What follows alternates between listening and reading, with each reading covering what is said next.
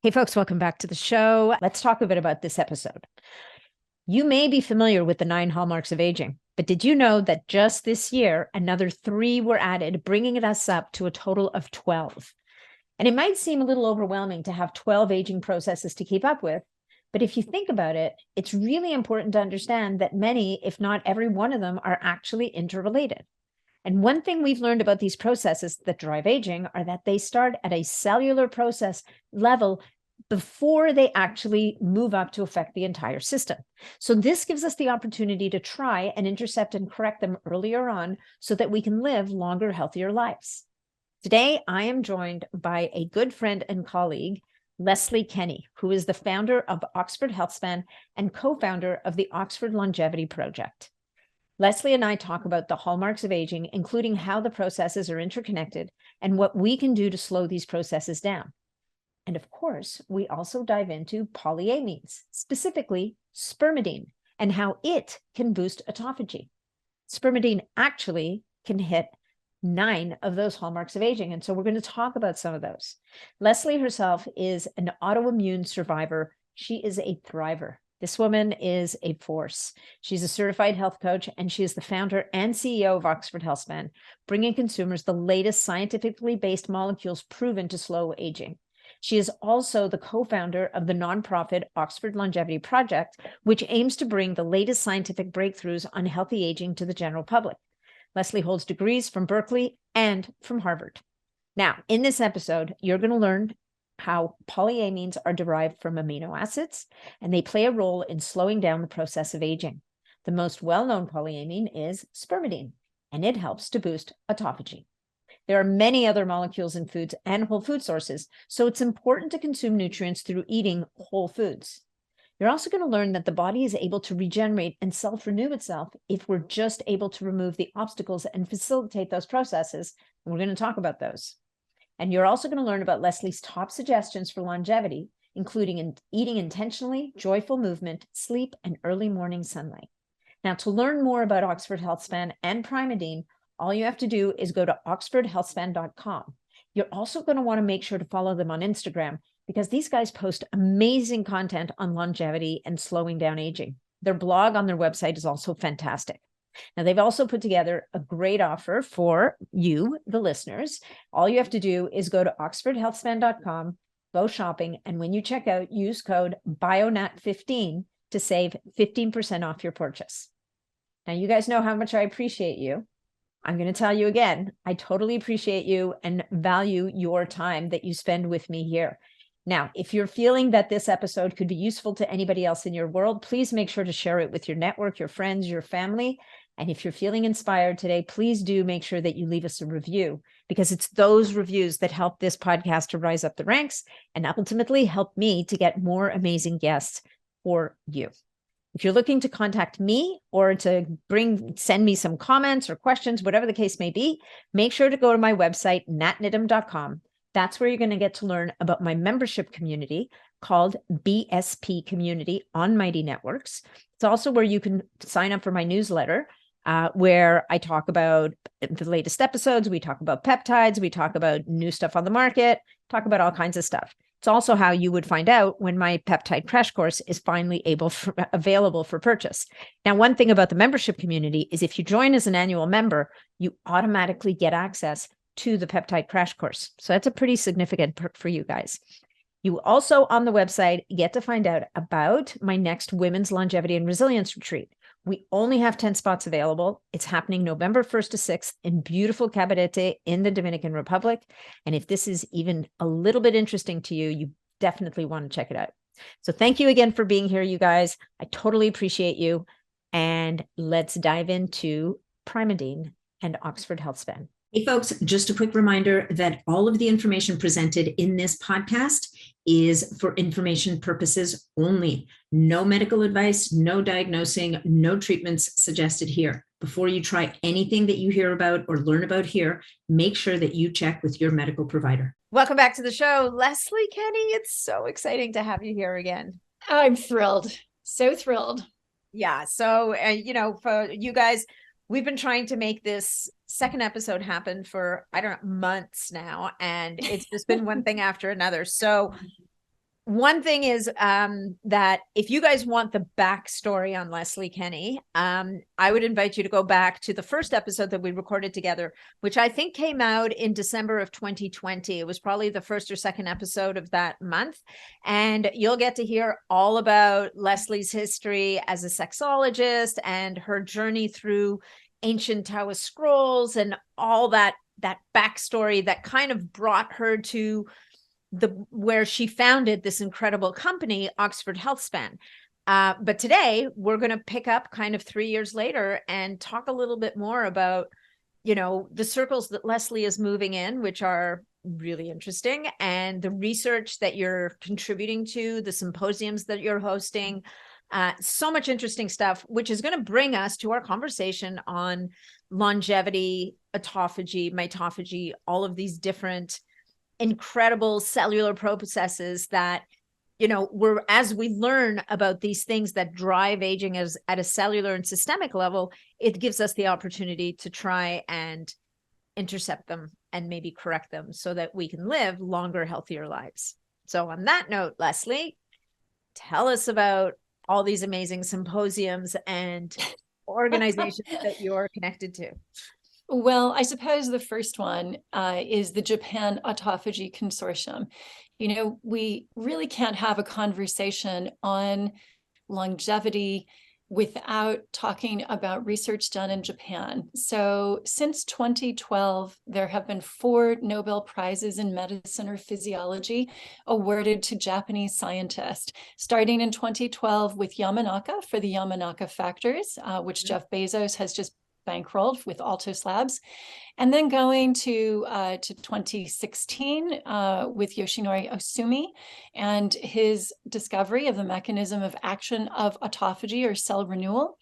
Then you have 2 other scientists who have discovered different things. One specifically in medicine, which was a cure for a specific pathogenic disease, whose name, I'm sorry to say, escapes me. And then the third is Professor Honjo, who received his Nobel in 2018 for his work on cancer and identifying a particular protein that was involved in tumorigenesis. So he shared that with James Allison of the University of Texas. And the Japan Autophagy Consortium, to which Osumi Sensei is a senior advisor, was established really as a way to take breakthrough science specifically around autophagy and get commercial bodies involved. So you have academia, you have government and policymakers, and then you have industry. And how can they work together to take this amazing science around cell renewal and apply it in as many places as possible? Because as we know, Japan is aging faster than any other population on the planet. Yet they are doing it better than so many other places. If we compare their per capita investment in healthcare, which is around $4,000 a year per person, versus that of the United States, which is over 11,000, their health outcomes are so much better and for so little investment. But they do this because prevention is a big part of their ethos. And so the fact the Japanese government is getting behind autophagy so early and saying, we've got to make sure everybody understands that they are capable of activating autophagy with lifestyle, sleep, diet, fasting. There are all these things that can be done, exercise. And then they're getting industry involved in order to make products that can help with activating autophagy as well. And so it's very exciting. Both Professor Honjo and Professor Osumi are involved with it. And that really lights me up when I see such a coordinated effort on behalf of those 3 pillars: industry, government, academia. Yeah. And I wish other countries would be as proactive. Yeah, I think it's really kidding. an opportunity for other nations to learn as we all get older. For sure. And I just want to qualify one thing. When you say that Japan is aging faster than anywhere else in the world, what you're saying is, and because I was like, well, wait a minute, if they're aging faster, is that their population, like their birth rate is low, right? And the population is skewing towards elderly, and yet they have some of the most long-lived people, or highest absolutely. percentage of long-lived people on the planet. So, it's a blue zone. It's the country looks like a blue zone, in spite of the fact that huge proportions of their men who are boomers now have smoked, which is it's Shocking. Astonishing. Yeah, right? It's not like that in the United States, and yet the outcomes in the US are so much worse. And so that's really interesting, because smoking is definitely one of the big no-nos in the anti-aging world, right? We know that smoking affects us in so many negative ways, like from your skin aging to aging of the lungs, and the aging of the body at a cellular level, introducing toxins into the body that just tops up the toxic load that we're exposed to in our environment. Why do you think the Japanese are getting away with it differently than other people? I think it's their diet, to be really honest. I think that they're very, the diet incorporates so much food as medicine that I think it really acts in a protective way. So if we look at some of the polyphenols, and I'm thinking of chlorella, nobiletin in citrus peel. These are quite interesting, and they take them on a regular basis. So they're effectively microdosing with things to counteract the negative effects of smoking. It would be the same with green tea. They are very heavy consumers of green tea, but then you've got the epigallocatechins there, which would have a protective effect. So it's, one of the only things I can think of as to how that population has avoided some of the negative health effects you would naturally associate with smoking on such a large scale. Well, that, and I wonder if genetically also there are certain pathways that detoxify, some of these acetylation pathways, some of the pathways of detoxification, they may just have more efficient pathways at the outset, which would add to what you just said, right? So in addition to, and it's funny, it's not like they're sitting there going, oh, I think I'll go have some green tea because I haven't had my dose of EGCG today. It's just what they do, right? It's just part of the culture. So that's very, and then the other thing that it's funny, I have family members that are traveling to Japan in the next couple of days. And one of the things they were told about is, oh yeah, you'll see businessmen passed out on the street after a night of drinking, and then they'll kind of pick themselves up, and you'll step over the bodies and you get used to it. And then they'll pick themselves up, brush themselves off, and go to work the next day.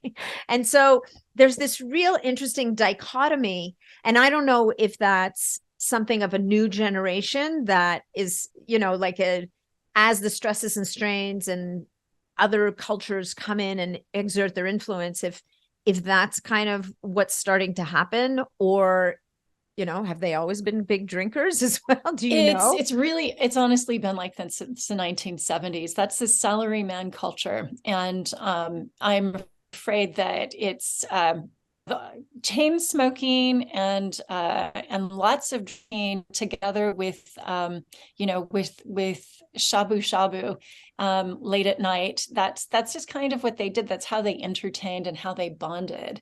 And it's extremely stressful on the body, as you can imagine.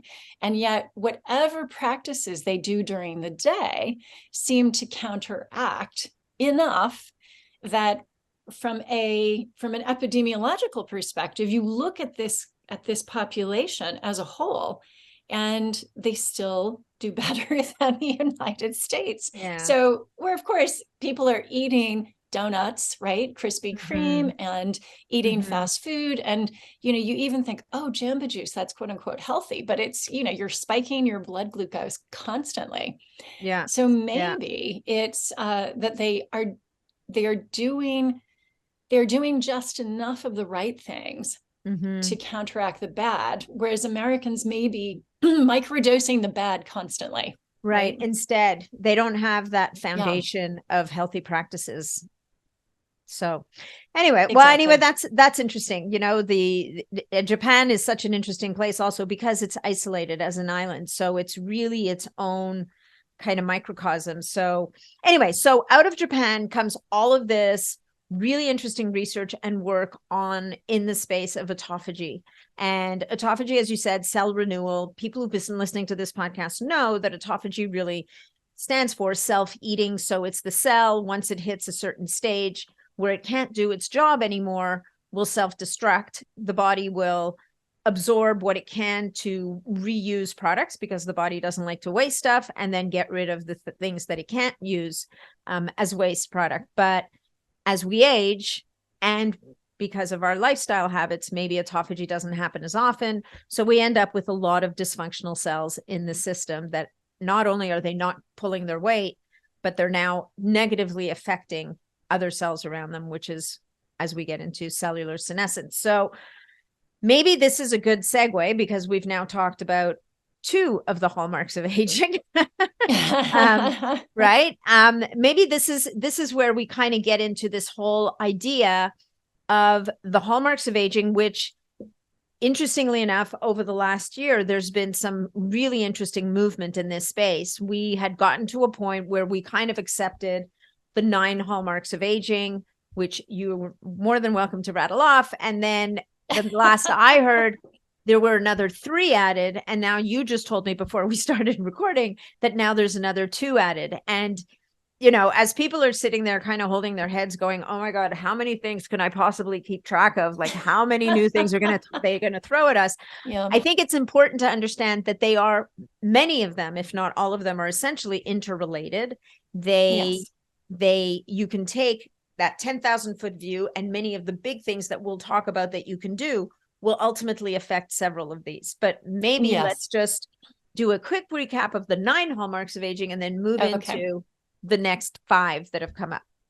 Okay. So the good news is that 3 of the 5 are things that are completely logical. When you hear them, you'll say, oh, of course, those are hallmarks of aging. So no one should be intimidated. So I'll just recap the initial 9, which are epigenetic changes, impaired proteostasis, stem cell dysfunction, mitochondrial dysfunction, impaired intercellular communication, telomere shortening, DNA repair or protection, altered nutrient sensing, such as, insulin response, and cellular senescence. So those are the original 9.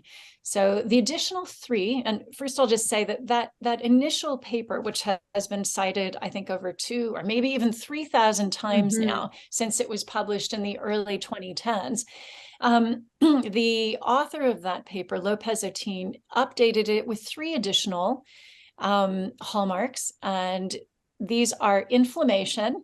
So nobody's going to be surprised there. No. Gut dysbiosis. Yeah. No surprises again.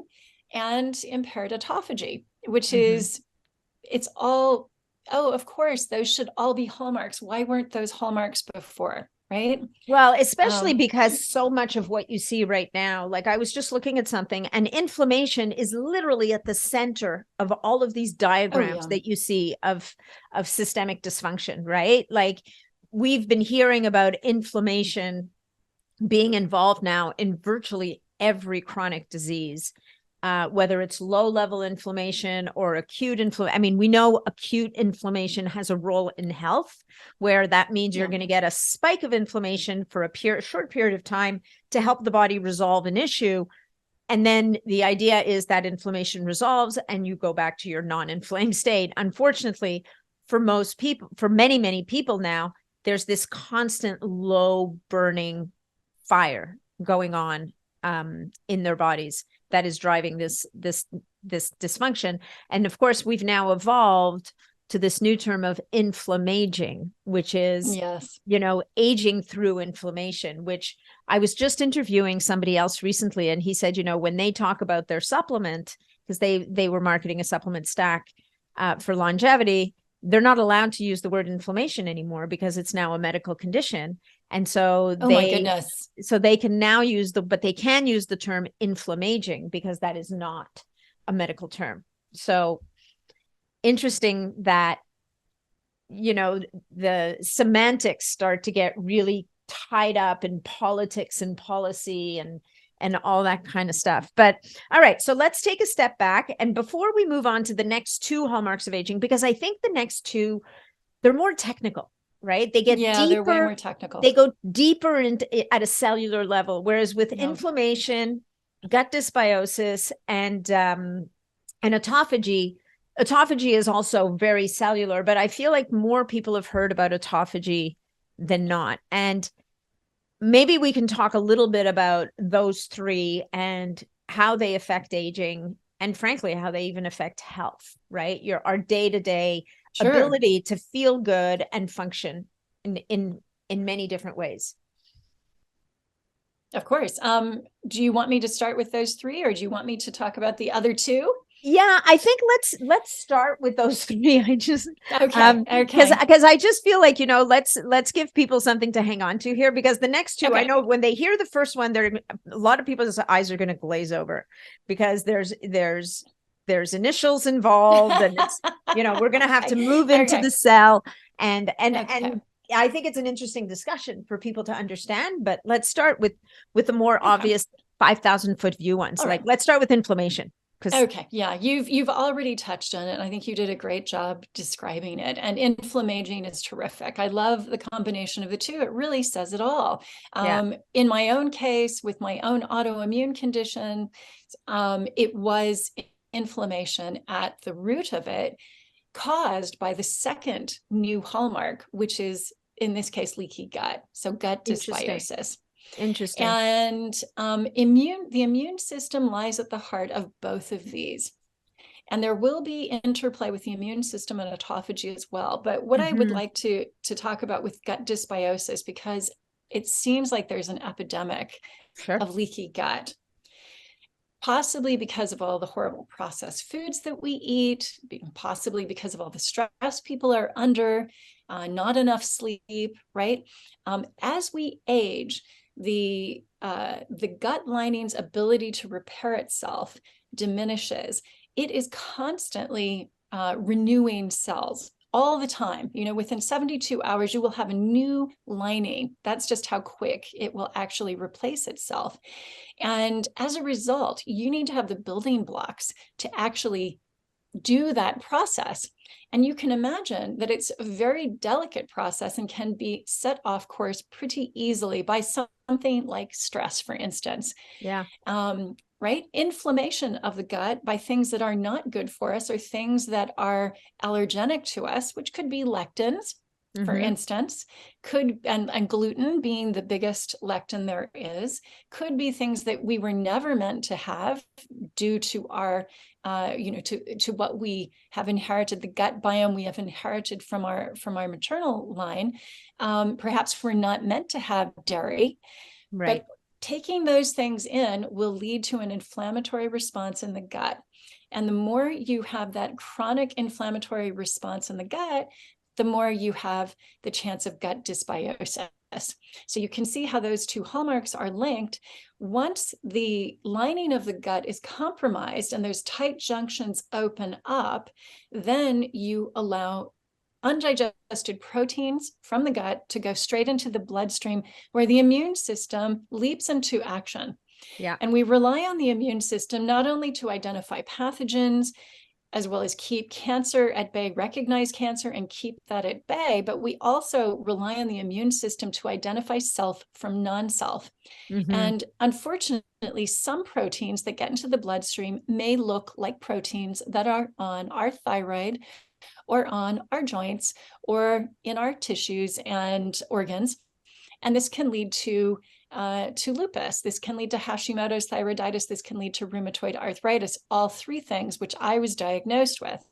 So it's very important that the integrity of the gut lining stay nice and tight, and also that we have proper that we have the height of the villi, the little fingers inside. Remember from biology, the shag carpet inside the gut. We want the villi to be nice and tall, right? And so that there's more surface area to absorb nutrients. And what we find with gut dysbiosis is that actually the villi become stunted, the tight junctions open up. So not only are you triggering potentially an autoimmune attack in the bloodstream, but you're also not properly getting the nutrients from your food. which again just means building blocks for renewal and repair are not there. So those are those two hallmarks, and very personal to me. Now, with regard to autophagy, people now know it, I think. Yeah. They understand that cell renewal is really important. And if we think about how fast our hair, skin, and nails, how quickly they regenerate. So if you have a cut, how quickly does it heal? How quickly does your hair grow out or your nails? This is actually an interesting proxy for how our gut lining is actually renewing as well, because they all have very fast cellular turnover. And right. And so it's very interesting to see that with this cell renewal and turnover, we want to make sure that the new cells that come are actually good versions, right? Not broken or malformed versions of the cell. Right. And that's where autophagy leaps in, to basically look for those, properly identify the worn out cells, and say, just like you would the tires on your car, right? The tread is gone. We need to actually get rid of this. And if we're fasting, then the body actually in its wisdom knows that, oh, hey, we need to have some energy to keep going here. I know, let's burn those old tires with no tread to create energy. Right. And that's what then happens. And that's why fasting is so powerful. So autophagy, very important to maintain cellular integrity and regeneration and repair. Right. And, when we're talking about healthy aging, how amazing is it to think that, and I think people forget this a lot, that the body can regenerate, the body can self-renew. If we're able to remove the obstacles and facilitate those processes. And you just mentioned fasting a minute ago, and fasting is one of those things that it's kind of become a good news, bad news thing. I think that people live at opposite ends of the spectrum. You've got a big chunk of the population who's like, they couldn't, my husband will joke about fasting. He goes, yeah, I fasted till snack time. And then I fasted till my next meal. And then I fasted till the next snack. And he just like, the concept of fasting to him is so completely foreign. It's like he couldn't even begin to get his head around it. And at the other end of the extreme, you get people who've discovered fasting and have leaned into it to the point where they're actually overdoing it. They're actually fasting to the place where it's becoming catabolic to their system. Catabolic being things are getting broken down too much, and there's no opportunity for anabolic processes, which is the rebuilding part. So they're becoming undernourished. They're not getting enough calories. They're not getting enough nutrients. And yet they're kind of stuck in this rut of, this kind of badge of honor. I don't ever eat until 2:00 in the afternoon. And even then I'm just going to have a little something. And then I'll have some soup and salad for dinner and I'm fine. And they're literally ingraining this kind of eating disorder into themselves. And it's crazy because we start to see people whose hormones are completely out of whack. Their body all of a sudden, paradoxically is holding on to fat for dear life because the body basically thinks there's a famine. So we must hang on to our resources for as long as humanly possible. Or they've got a lot of toxins in their system that's blocking, elimination pathways. So they're kind of at war with their system. And so with the fasting, I just, want to say, like, if we can hit that sweet spot with fasting where we're doing enough, but we're not doing so much, you're getting to that place where you're enabling the body to regenerate and renew. Right. Exactly. So yes. And I think one of the other things that I've seen with, in particular, older people who want to have a sense of control over their aging, but can overdo it with fasting and be almost slavish to the idea of a 5-day water fast. I have met women who've done this, who have lost the little muscle that they had. Right. So you don't want to do this if you're already quite slender and you don't have a lot of muscle, because, as you say, it's catabolic, right? And can lead to sarcopenia, which is the last thing we want as we enter into our, 7th, 8th, 9th decade. Yeah. We must keep that muscle so we can combat frailty. You don't want to fall over and break a hip.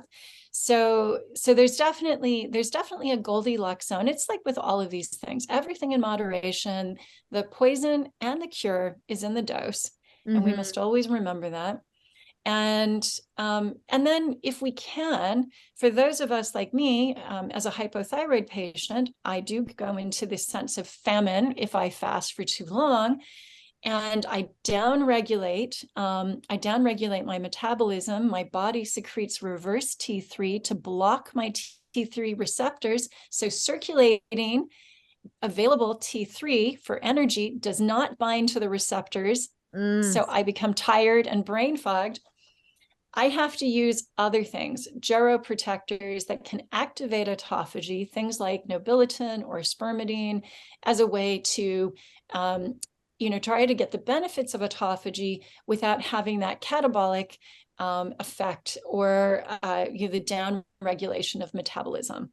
Nice. Yeah, no, and I think that's a great way to introduce the whole idea of polyamines. But before we do that, let's touch on those last two. That actually, I wanted to ask you a question. When I heard about the gut dysbiosis hallmark of aging, I automatically went to the gut microbiome, whereas you really discussed the gut lining, the integrity of the gut, which makes a lot of sense to me. But in the gut dysbiosis hallmark of aging, are they including microbiome imbalances as well? Because I would imagine absolutely. Absolutely. Yeah. That microbiome is so critical to our immune system, to our mental health, to our digestion, to our ability to produce nutrients that we need, absorb nutrients we also need. So absolutely. It's really, really interesting. The work of Rob Knight at UC San Diego and CU Boulder, and also Tim Spector here in the UK on the gut biome, and how actually it's possible for the gut biome to manufacture not just vitamins and neurotransmitters, but things that mimic insulin, for instance.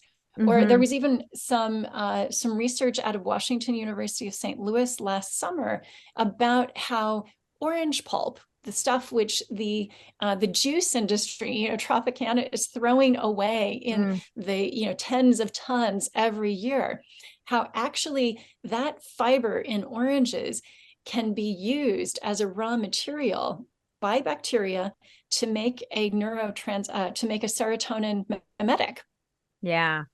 Which is like, it's amazing. But that speaks to the value of eating the whole food, like this weird human kind of obsession with taking parts of things and consuming them, like the idea of juice. And I mean, I get it, you get bored with your water or whatever, but juice as a food is not natural to the human body. Like the human body would be, what would be natural is eating as much of that whole fruit as humanly possible, possibly not the peel, although I think we would both agree that there are elements of peels, of citrus peel, that are incredibly beneficial to human health.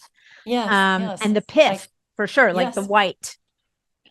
Well, so I think that we think that they're not of value to us. They're not actually. They're of value to the mitochondria and the gut biome. That's what's so interesting. So, whenever you feed yourself, if you're thinking to give yourself Krispy Kreme, you have to also get, some steamed broccoli at the same time, just to feed the mitochondria in the gut biome, right? You must always feed yourself, one for you, one for them. And if you do that, then you can stay in this nice homeostasis, because they really are there to unlock nutrients and these neurotransmitters from the fiber, and for the benefit of their host, which is us. Right? Yeah. You are a community. You are a community. Exactly. That's absolutely right. So it does include the gut biome, of course. For absolutely. Sure. Okay. So our next two contestants in the Hallmarks of Aging parade here is we have altered mechanism of Oh no, it's dysregulated RNA process. I was actually reading the description. And then the next one is the altered mechanical properties, which really now we're drilling into the cell. So RNA, you guys, this is genetic material, so don't run away. We're going to simplify this for you. It's really the process by which your body makes new proteins. Yes, right? So absolutely. This is part of the renewal process, right? Autophagy is going to break things down. RNA is how your body produces things that build things up. Yes, absolutely. So it's involved in the transcription and delivery of genetic instructions from the nucleus to the cytoplasm where those proteins are made. But interestingly enough, the two regulatory pathways of RNA splicing and for autophagy are actually intertwined. So cellular trash that autophagy gets rid of can include poorly made RNAs. Which is very interesting. And then conversely, if you have dysregulated splicing activity, that actually leads to dysfunctional autophagy or autophagic activity. And the reason you don't want dysfunctional autophagy is because autophagy does not get bad because we age. We age because autophagy is dysfunctional. Right. Yeah. Chicken or we've answered the chicken or the egg here. Yes. Yeah, exactly. So as long as we keep autophagy working fine, then the aging process can be slowed down. Yeah. Or in some cases, I would argue that in my personal case, where I was told, oh, you have 5 years left to live, and now I'm 18 years since that initial diagnosis. So 13 years past that, lived past that, I would say that I was able to reverse age. Mm-hmm. So it is very important, and certain things can cause dysregulation and autophagy, and one of them is this this impaired RNA splicing. So that is one of the things. And then the other thing is this altered mechanical properties. And an example, there are a couple of ways, actually there are 3 ways that this can express itself in aging in the body. But I think the one that people will really get is the extracellular matrix and increased rigidity and loss of elasticity there that arises through glycation. I think probably your people have heard of glycation, right? No, let's talk about it quickly. So glycation, can you maybe explain what glycation is? So it's cross-linking. So and one of the best ways, I think, for women to get this, you think about wrinkles. Well, cross-linking of collagen is going to lead to wrinkles, right? Yeah. And but it also, when you have collagen molecules that are cross-linking inside, it's not just wrinkles on the outside. It leads to problems inside. And these can be things like hypertension together with, with kidney disease or neurological defects. And it can also contribute to accelerated aging seen in patients with diabetes, for instance. Right. So that's actually quite important. So that is that's the 5th hallmark. In fact, Evandra Fang at the University of Oslo, who wrote that paper showing these new hallmarks, actually had a 6th one too. Oh no! But it was just a big question mark. Don't worry. It was just a big question mark because we don't know what we don't know. Well, there will be more. Look, there's no doubt that the deeper we get into this, or the deeper researchers get into this, I'm not the one doing the work, but the deeper researchers get into this, the greater understanding they're gaining of the human body and what's really happening at a cellular level, they're going to start to tease out these different processes. But then the question really becomes, well, what can we do about it? Right? Like, what can we do about, my altered mechanical processes, like the stiffening of the extracellular matrix, or the buildup of advanced glycation end products, which I know Sandy Kaufman, who's one of your scientific board advisors, like she talks about that. As a matter of fact, I think she pops like 7 pills a day to counteract it or something. She does. Going out for lunch with Sandy is hilarious. She pulls out one of these little jars she has filled with supplements, and she just chucks a handful and with every meal.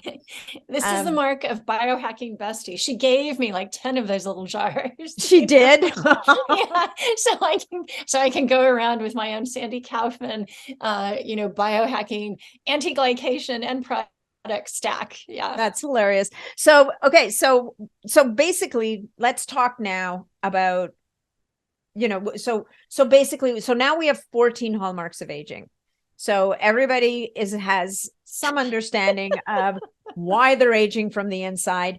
We both know that there are many different things that we can do to slow these processes down, in some cases stop them, and yet in other cases even maybe reverse them, right? In the case of looking at the first 9 hallmarks of aging, telomeres, we can protect those buddies, or we think we can. I mean, there's some really great work happening around preventing telomere shortening and elongating telomeres. There's the bioregulator peptides. There's things like extracts from astragalus. Like there's all these people are definitely, and polyamines, which is going to segue beautifully into our next topic, which is the role that polyamines can play. So when you and I first met, and back in that episode in December 2020, I think at the time we were saying that polyamines can positively impact 5 of the hallmarks of aging, with the possibility you were waiting for confirmation on the 6th.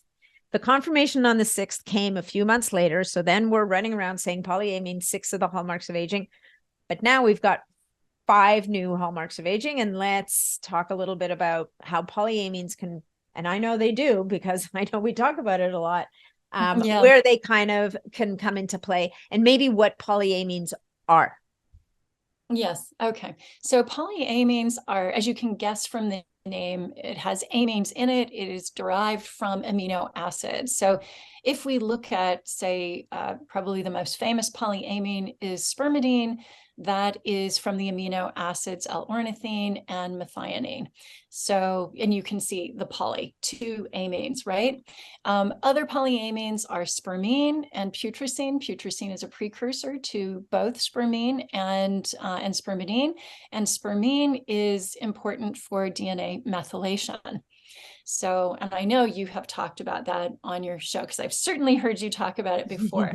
So with regard to polyamines and longevity and the hallmarks of aging, yes, that 6th hallmark that we were waiting for confirmation for was telomere attrition.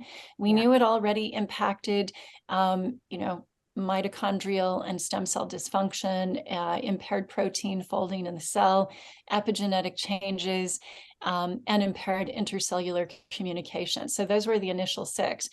But with regard to these additional 5, the 1 hallmark alone is autophagy. Yeah, it's a big one. One thing, it's a big one. So spermidine does activate autophagy.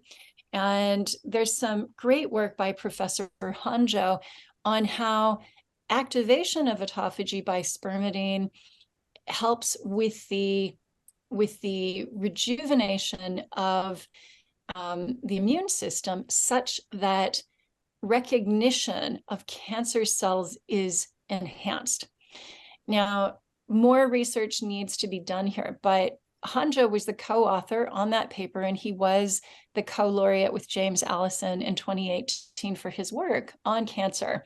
And so it's a paper that I think is worth reading, that came out in October of 2022. And he is working together with the Japan Autophagy Consortium on this very topic.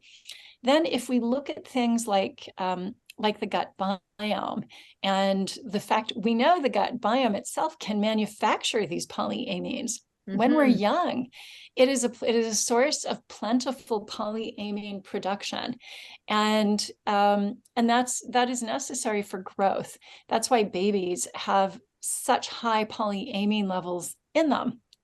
And it's very interesting. I was reading a paper, I think you might have seen this paper too. I think our mutual friend, Amy Lamont, sent it to you on pregnancy. And Yes, she yes, just the sent it to me last reproductive. night, actually. Yeah. Yeah, and it talks about, right, it's from the Annals of Gynecology and Reproductive Health Research, and it basically talks about how the placenta is very high in putrescine.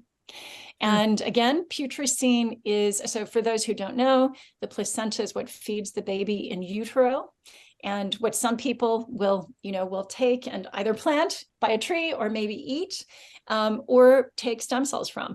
And but the fact that it is full of putrescine, the precursor to spermine and spermidine, is fascinating. So once the baby begins to gestate, then more spermidine and spermine are then manufactured for the baby's survival. And of course, once the baby comes out, it's getting lots of these polyamines in human breast milk, which have also about 50% of human breast milk is fructooligosaccharides, indigestible to the infant gastrointestinal tract, but digestible by the colonies of healthy bacteria that the mother has essentially bequeathed to her baby as the baby passes through the birth canal, passes the cecum, which has some of that stool, and then it goes into the baby. So absolutely fascinating. But going back to these polyamines and gut dysbiosis, spermidine and spermine and putrescine are absolutely necessary to lengthen the villi, the shag carpet fingers inside the gut. They're absolutely necessary for sealing up that gut. And that's fascinating to me about how it can seal it up. Because we know that, again, when we eat something that causes inflammation, one of the reactions of the gut is to open those junctions, which is frankly dangerous for us. So they do have, polyamines do have a role to play with the gut. And inflammation, well, they're anti-inflammatory. And that's, I don't think I have to say anymore. Whether you're looking at something like curcumin or nobiletin or spermidine, these are all anti-inflammatories as well as autophagy activators. So that's good. Those are those additional 3 hallmarks that have been impacted by polyamines. And then if we look at these additional 2 rather technical ones, so the altered mechanical properties, we know that one of the things I didn't talk about was how cells move around. They use a kind of spider web type material called F-actin. And that's what's needed to they adhere to a surface and they kind of pull themselves, right? And they are constantly breaking that F-actin down and then putting it out again. So you could imagine that machinery is very delicate. And when F-actin is not broken down properly, it can lead to sort of sludge, and then the cells can't move properly. Well, autophagy is critical in disassembling that F-actin. And so that would be, polyamines there because they activate autophagy. Then you've got, some impact there. With regard to dysregulation of RNA processing, I talked earlier about how there's a crosstalk between them, right? With autophagy. Yeah, exactly. So effectively, we have the initial 6, we have the new 5, that's 11 of the 14. The 3 that we are still waiting on are DNA repair, altered nutrient sensing, and cell senescence. So, but polyamines they're quite amazing. So the more of these that you can get into your diet, the better. I mean, honestly, even if they only ever did the 11 out of 14, that's an overwhelming majority right there. So let's move now into how do people get polyamines into their diet? I mean, we are going to get to the supplement, but there's lots of other ways that people can get polyamines into their bodies. And I would say that it's important to be tapping into all these sources, right? Because just relying on one or the other is well, it's leaving you open to gaps. And so, Yeah. And yeah. absolutely. And I mean, always said so much of your communication speaks to dietary polyamines, like bringing polyamines into your system through diet as well as other means. So maybe let's just talk about that I mean, we don't have that many, we want it to be an hour. I think we're going to be an hour and a quarter. So let's okay, we'll snap it. We'll be snappy about it. Okay, so why this is important to get it from food sources. There have been studies done on the heart protective effects of lycopene, taking a supplement versus taking the tomatoes themselves. And it seems that the tomatoes are going to win out. So that's actually quite fascinating to me. And I've always said to people who have joint issues, oh, you're taking quercetin, don't forget to take capers, because capers are full of quercetin, right? So why not do both? And one of the reasons why is, just like Dr. Terry Walls, the MS patient advocate, I'm a big believer that we don't know all of the other compounds that are in these fruits and vegetables. We have not identified some of them. And, a great example of this is with Okinawan lime, where the peel had been used in traditional Japanese Kampo medicine for centuries. And nobody knew why it was meant to be good for longevity until we recently discovered the molecule nobiletin. Oh, terrific. Well, what does nobiletin do? Aha, it activates autophagy. So there are many other molecules in foods, in whole food sources, and you want to be getting those things in to you that way. And with the polyamines, I always say, try, if you can, to get some Japanese natto, which is fermented soy. It does have an unusual mouthfeel. It is a bit like the spider webs used in F-actin for cell motility. But try to persevere if you can, because it's a great source of it. The longer you ferment it, the more the spermidine level is. The amount of spermidine, spermine, and putrescine in there will vary from batch to batch. So just longer fermentation. Again, that might be why the Japanese salaryman can recover from his sake-induced stupor from the night before.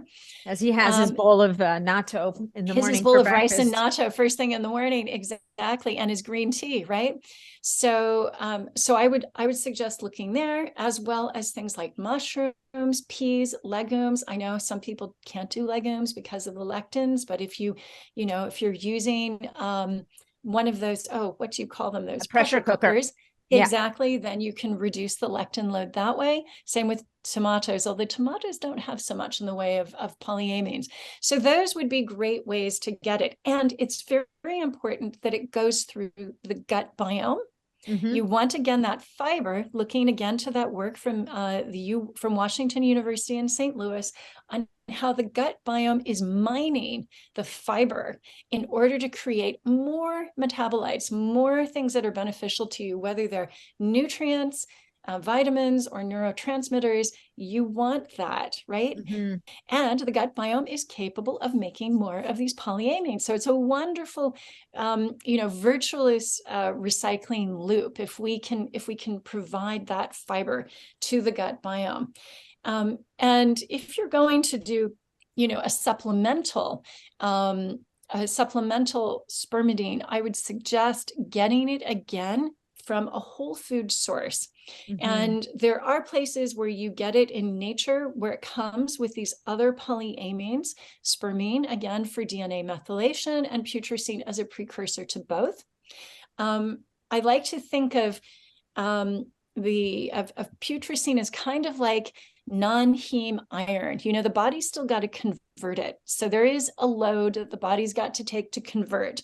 That's why it's nice that you have spermine and spermidine already together in, for instance, food-derived wheat germ, where you can get spermidine, and putrescine from that. And then, another source would be, there is one substrain that I have identified in Japan that has high amounts of spermidine and putrescine, not spermine, but putrescine. And this is that would be another right? source. It's a chlorella. Yeah, it's a Yeah. substrain. So some strains don't have so much in the way of spermidine. This one has no iodine. A lot of them have a lot of iodine. So it really does depend. Every batch is going to vary and every strain will be different in terms of nutritional makeup. But those would be two places to get it. And again, having it pass through the gut biome is so important for the integrity of the gut, but also there is, chlorella has prebiotic fibers in it. And, for us, for the supplement that I wanted to make for the polyamine supplement, I made sure that we had a prebiotic fiber in there, a resistant fiber starch that goes straight to your gut bug buddies that are in there mining away. Think of them as like, the seven dwarves. Yeah. Finding you jewels, right? And bringing them back to you, Snow White, at the end of the day. And it's very important to make sure you've got the fiber there. And also not to do, I've seen liposomal versions, and this makes no sense to me. Would you take liposomal amino acids? No. Yeah. Right. Yeah. Yeah. And so there's really no need to do it. It's kind of a marketing gimmick. And you're also bypassing that step in the gut, and there's no fiber. Also, all of the liposomal versions are synthetic. So there is this question around synthetics versus food derived. And even if they look like two-dimensional molecular mimics, they can, are these molecules, just like we were talking about protein folding before the call started.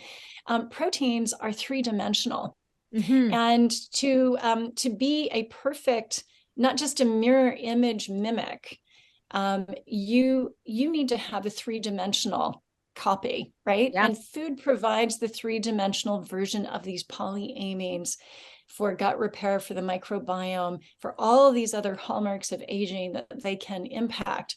But if you take a two-dimensional molecular mimic, it's not the same fit. So I like to think of it like your left hand and your right hand are perfect two-dimensional molecular mimics. I can put them right up to each other.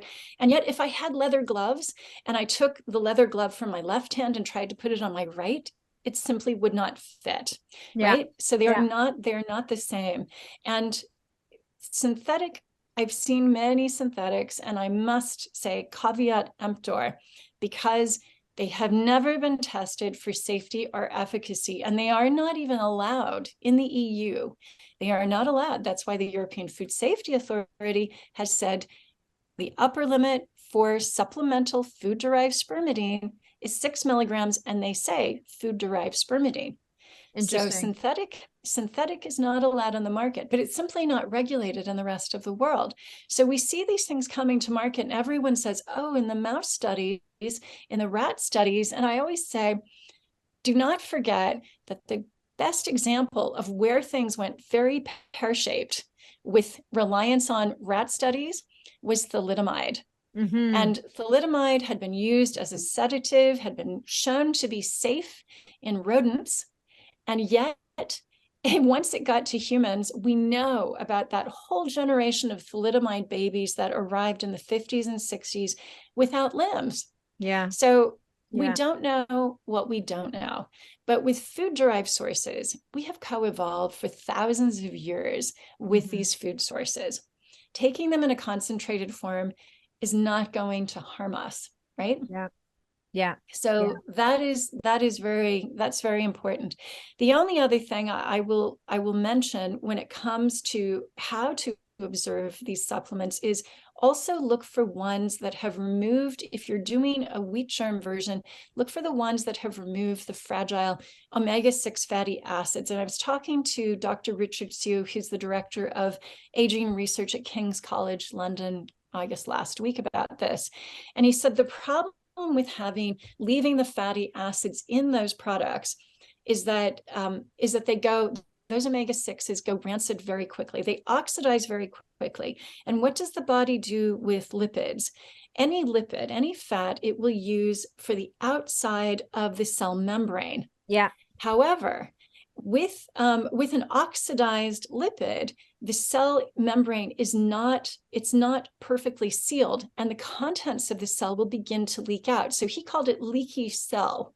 Interesting. When you have leaky cell, you provoke an immune response.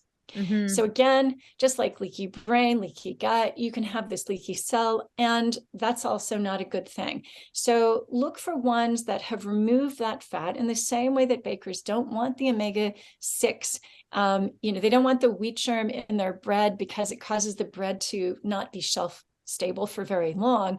Yeah. You don't want it actually, unless you're getting it fresh from the mill, then by all means have as much wheat germ as you want. Yeah. Right? Yeah. No, those are great points. And I think I think there's a rash of more is better going on right now when it comes to spermidine. I mean, you get people jamming like 10 milligrams in a dose. And I'm sure out there's consumers who are like, well, 10's good, 20 must be better kind of thing. The poison is always in the dose. Yeah. And I keep going back to certainly with the original, but I think you're seeing this with both formulas that you have the original formula, which is wheat germ based. And then you've got the new kid, which is not that new anymore. Your gluten-free formula, which is the chlorella base with the nobiletin. I mean, I actually think that formula is super interesting. Like in a perfect world, I would see people alternating between the two formulas to get that nobiletin and curcumin, and because you source your ingredients so, I don't know, like you're just so all pristine. from Okinawa. Yeah, everything's from Okinawa. It's all from it's all from volcanic soil, the turmeric and the shikawasa. The problem is the farmers are very tiny and they just don't have the money to get the organic certification, but they are farming organically. For sure. And I'm actually looking forward to visiting them both in a few weeks' time, which is going to be fantastic. I'll be posting pictures on my Instagram feed. Absolutely. But what I was driving at, it was that, with your supplements, with a relatively seemingly tiny dose, right? We're getting, if we're doing a single dose, like the 3 capsules of the wheat germ or 2 capsules of the gluten-free, you're getting around 1 milligram of spermidine, which a lot of people would say, well, big whoop, like that, how's that going to make an impact? And yet, I know that I've gotten this from my clients, and I know you are swamped with letters from people who are like, oh my God, my hair, my skin, my nails are growing so fast. My hair's growing so fast. My skin looks better. I've had women I have one client who reached out to me and said, you are not going to believe this story, dude. But I was using, like, literally, she's talking like this. She's like, so I was using my Primadine and then I ran out and then I got all these hot flashes and then I realized, and she hadn't put 2 and 2 together. She goes, so then I finally got around to reordering my supplement. It comes in and lo and behold, in a matter of days, the hot flashes are gone. I can't believe it. Right. I had someone mention exactly the same thing. A woman who's about 56 said exactly the same thing to me the other day. I think that what it is, it's that old maxim, quality, not quantity. And don't forget that we've got the precursor putrescine to both in there. We also, so it's like having in the chlorella version, the chlorella, nobiletin, and turmeric version, it's like having heme iron and non-heme iron both together, right? Yeah. So you can think of it that way. And then with Primadine Original, you've actually got all 3 polyamines, so the spermine there for the DNA methylation. And I think that is, that's important. But then both, now the gluten-free has a prebiotic as well. So both of them have prebiotic fibers, which feed the gut biome. And drive your own production. Yeah. And drive your own production, right? Yeah. And why waste the body's innate wisdom? No, and not only that, like how cool would it be someday if you're able to measure how much extra spermidine is generated in the gut? I mean, I don't know if that's even people possible are working on how to do that. They haven't figured it out yet, but people are trying. Yeah. But, but that would be a super interesting question to ask, because definitely the impact of the supplement seems to outstrip the dose that's on the bottle, right? That we just keep seeing over and over again. So anyway, I think we're coming up on time, and I Wow, would invite, amazing. Good for I would, us. I would like to invite you to, you have so much wisdom. You share such amazing stuff on social media, Leslie, and all the interviews that you do and the work that you're doing. If you could leave the audience with your top kind of suggestions for longevity and health span, and obviously consuming polyamines is going to be one of them, but what are the things that kind of supersede that? I mean, you are of Japanese descent, so you have that long-lived blood in your coursing through your veins. You can see it in your stunning hair and skin. Like, you guys got to meet this person in person. I'm just saying. So Flattery will get you everywhere. I'm taking you out to dinner next time. amazing. I'm actually yes, my gut biome I have studied, and is very similar to that of a Japanese. I am actually half Taiwanese, but they are islands. It's an island close to Okinawa, and it's not so different in terms of how they lead their lives. So I would say gratitude, number one. Relationships, community, love, number two. Probably Hari Hachi Bu. That's the saying on Okinawa, only eat 80%, right? I love that. Yeah. Don't gorge yourself. Eat to an 8. Yeah. Eat intentionally. Start the meal by saying, I'm only eating 4/5 of this. And movement, joyful movement, not necessarily movement where you are beating yourself up because you didn't do 30 reps in the gym, but joyful movement where you are marveling at something. And it could just be dancing in your kitchen, which I love to do, or it could be hiking up a mountain and seeing the sunrise and marveling at that. But I think that awe is important. Mm-hmm. And sleep, such an underrated free method of staying healthy for longer. Absolutely. Sleep, light, sunlight, right? And making sure you get that early morning light, get sunlight on your skin, get that skin callus going, and not too much exposure, but keep your vitamin D levels up. And then diet. And don't forget to feed your mitochondria. Always. Yeah, no, feeding your mitochondria. And so, all right, so we're going to dive one more level down. How would you feed your mitochondria? Well, always get some fiber and some resistant starch into your diet. And it can be, vegetables. What's wrong with good old vegetables, fibrous vegetables, right? I've never had a problem, in Asia, in East Asia, people begin breakfast with last night's vegetables. Listen, this is my house, right? My son pulls the leftovers from last night's dinner out for his breakfast. I mean, his first meal of the day. And make vegetables part of it. I don't know. I can't remember when my mother was not eating vegetables for breakfast. It's very, very common. Or a tiny piece of fish for those omega 3s. But you've got to get the whole food in. If you're going to if you want orange juice, have the whole thing. Remember that Washington U. St. Louis study. Your gut biome is waiting to unlock those neurotransmitters and vitamins from the fiber. So Beautiful. Eat the whole thing. Yeah, love it. So it all comes down to lifestyle, right? And then we can top it off with a couple of good supplements. And if anybody's interested in trying out your supplements, which I have to say are above the pale when it comes to quality and how you source them. So they can go to oxfordhealthspan.com. Is that correct? Correct. And you've given the listeners a beautiful discount code of BioNat15. So you can save 15% off your order.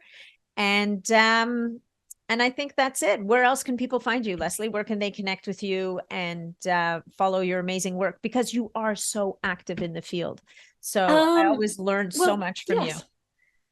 Thank you. The other place is the Oxford Longevity Project, and that's kind of my passion that I do with Professor Dennis Noble, Sir Christopher Ball, and Dr. Paul Chen. So all, Oxford College doctor, Oxford College master, and Oxford University emeritus physiologist, and then me, the patient. and we have more webinars and symposia coming up. We have an event this coming 8th of July in Oxford at Keble College. So Nice. if people want to see inside an Oxford college and have lunch in hall, just like Harry Potter, they should come to Oxford for the day for that. And then also, yes, I think Leslie's New Prime is my Instagram handle. You'll find things there as well. Beautiful. And then the main Instagram handle is Oxford Healthspan or Primadine? Oxford Healthspan. Yeah, because I know you changed that we've a little moved. bit. Yeah, we've moved the Primadine account over to Oxford Healthspan. So all the old content is still there, but going forward, we'll unify it all on Oxford Healthspan. Beautiful. Well, Leslie, as always, it's a pleasure. Thank you so much for everything Likewise. today. Great conversation, and I will look forward to our next conversation when the next 5 hallmarks of aging come crashing through the door. Absolutely. All right. Lots of love. Thank you. You too.